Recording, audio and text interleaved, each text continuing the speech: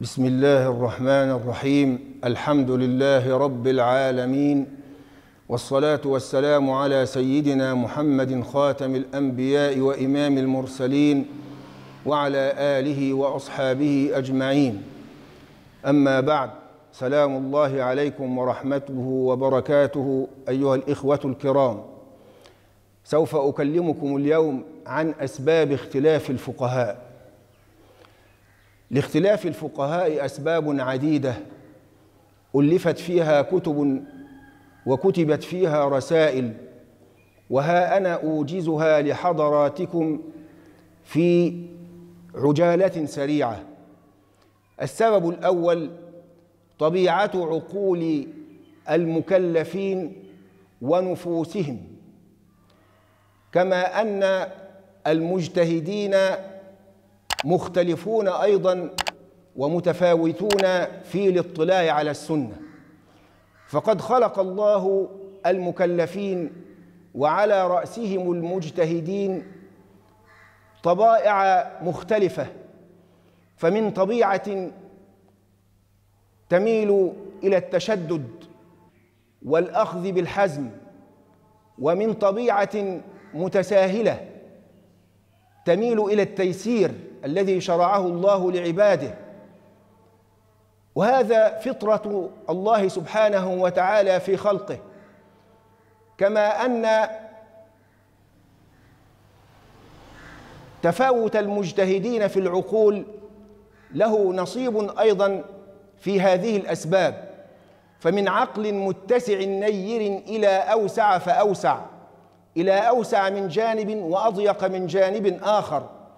كما أن المجتهدين متفاوتون كما قلت في الاطلاع على السنة، فمنهم المقل ومنهم المتوسط ومنهم الذي فتح الله عليه، لكن كما قال الإمام الشافعي: لا يستطيع أحد أن يحيط بسنة رسول الله صلى الله عليه وسلم كلها، لكن لا تذهب السنة كلها على جميع الأمة.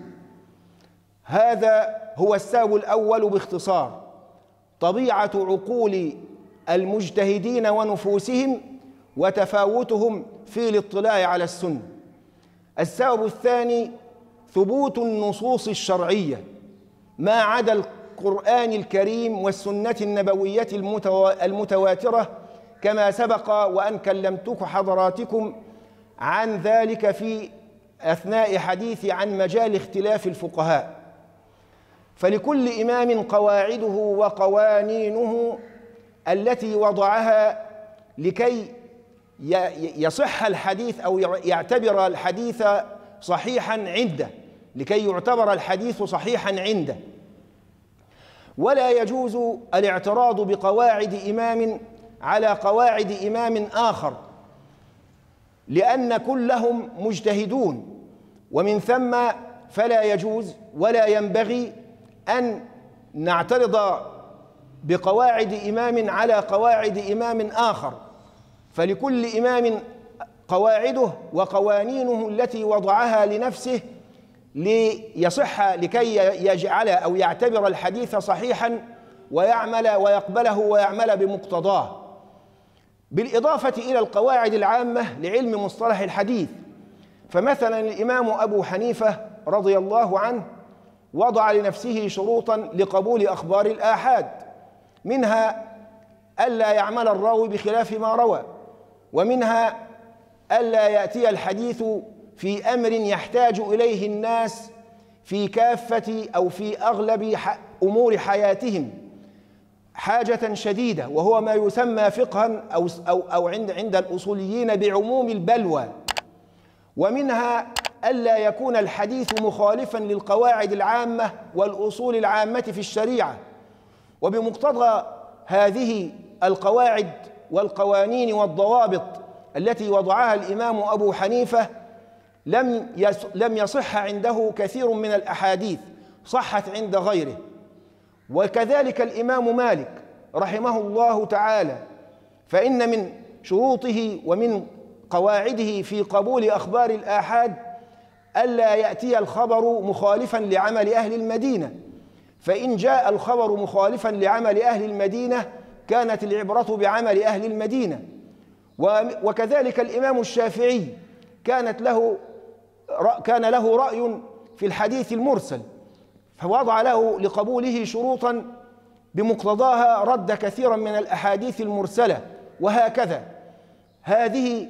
هذا هو السبب الثاني من أسباب اختلاف الفقهاء. السبب الثالث طبيعة النصوص الشرعية، وهذه الطبيعة ترجع إلى اللغة العربية، فاللغة العربية تتعدد أساليبها وتتنوع من حقيقة ومجاز وعموم وخصوص واشتراك وترادف وإطلاق وتقييد وغير ذلك، وبسبب ذلك يقع الخلاف، فبعض الأئمة يرجح الحقيقة لأمارات وقرائن تظهر لديه لم تظهر للآخر، وبعضهم يرجح المجاز لقرائن وأمارات تظهر لديه لم تظهر لغيره، وهكذا. السبب الرابع عدم وجود نص في الواقعة المعروضة عليه، وبالتالي يلجأ الفقيه في استخراج حكم هذه الواقعة إلى القياس أو إلى غيره من الأدلة المختلف فيها مما يؤدي إلى وقوع الاختلاف بين الفقهاء. هذا وبالله التوفيق. وقبل أن أغادركم أسألكم سؤالا هو إجابته جاءت في هذه الحلقة، وهو: ما هي أسباب اختلاف الفقهاء؟ وأقول قولي هذا وأستغفر الله لي ولكم، والسلام عليكم ورحمة الله وبركاته.